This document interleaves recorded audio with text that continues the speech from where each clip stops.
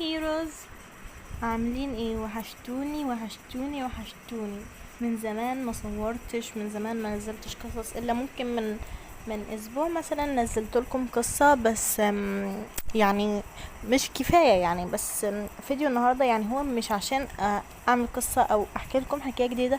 الفيديو بتاع النهاردة هو ليه انا قررت اسيب مسلسل عائلة كارولين. اللي هو مسلسل عائلتي الصغيرة، بس اكتر شخصية اتشهرت فيه يعني هي كارولين. للأسف انا جيت عند الجزء السادس وما كملتش. ودلوقتي هقول لكم ليه السبب. بس قبل ما اقول لكم ليه السبب، يلا انزلوا حطوا لايك، حطوا اشتراك، وبعد ما تخلصوا الفيديو ده روحوا خدوا اللفه في قناتي لو اول مره تشوفوني.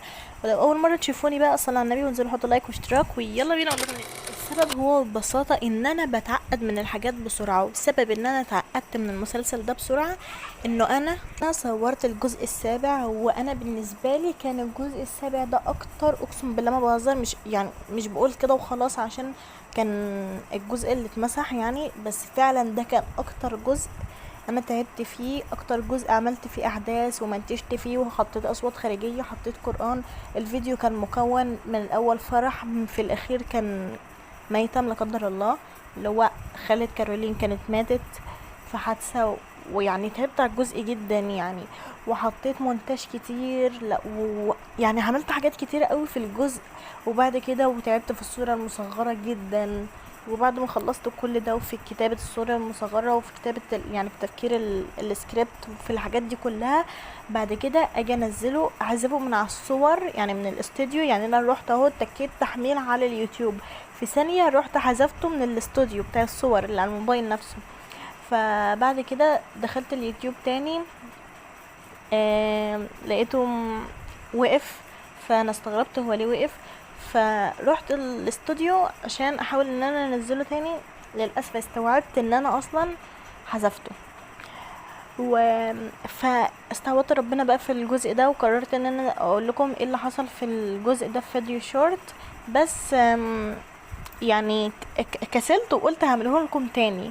ولما يعني لما اختصرت الجزء ده في مثلا في دقيقتين 3 في الفيديو اللي هينزل بعد ده، بعد الجزء السابع يعني، اللي هو في الجزء الثامن المفروض، بس سميته الجزء السابع برضو يعني، اختصرته وعملت فيديو جديد كمان. يعني شوفوا كمية التعب اللي حصلت. وبرضو ابدعت في الفيديو ده، وبعد ما ابدعت فيه ونزلته رحت عملت نفس الغلطة من غبائي. رحت برضو حذفته من على الاستوديو. بس نسيت يا جماعة، يعني انا متعودة انزل الفيديو واروح احذفه، بس احذفه بعد ما يتحمل خالص.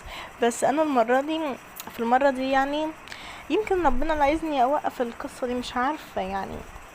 يلا بقى، انا استعوضت ربنا فيه وقررت ان انا اوقف المسلسل، عشان بجد اتعصبت جدا وتعقدت من المسلسل ده ان انا اعمله تاني. غير كده ان انا عملت اصلا اعادة تدوير للورلد بتاعي، فكل البيوت اتشالت والشخصيات كمان اتشالت، وكل ده اتشال. يعني اللعبة بقت زي الجديدة تماما. وبس انا البيت اللي انا قاعدة فيه دلوقتي ده هيبقى بيت القصة الجديدة. يعني بقول لكم استنوا بقى القصة او المسلسل الروعة اللي هينزل تاني، وان شاء الله المسلسل ده هيكون مستمر ان شاء الله باذن الله.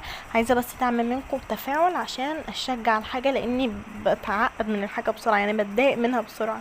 بس عايزة بقى تشجيع كتير على فيديوهاتي وعلى حاجاتي. يعني بجد انتوا عيلتي التانية بجد والله. وعايزاكم برضو هتلاقوا في المنتدى في بوست انا منزله فيه لينك قناتي التانية اسمها ندى ميكس. دي بقى بنزل لكم عليها تصوير طبيعي.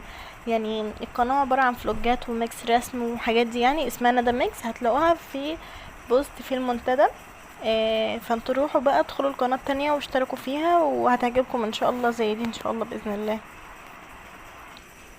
بصوا بقى، لو الفيديو ده جاب 20 لايك، يعني شوفوا والله والله يا جماعة انا قناعة جدا يعني. الناس بتطلب بال200,000 لايك، انا بطلب بال20 لايك. بصوا انا عايزة 20 لايك بس، وهنزل لكم جولة في البيت ده. وهتلاقوا بقى يعني لو لقيت فيه اطفال كتير ان شاء الله هيكون كل اسبوع 3 حلقات من المسلسل ان شاء الله، لحد ما الاجازة تبدأ، لحد ما الدراسة تبدأ قصدي، يا رب ما تبدأ. وبس كده، لو عجبكم محتواي تنسوش بقى تصلوا على النبي الاول، وبعد كده تنزلوا تحطوا لايك واشتراك، وسلام.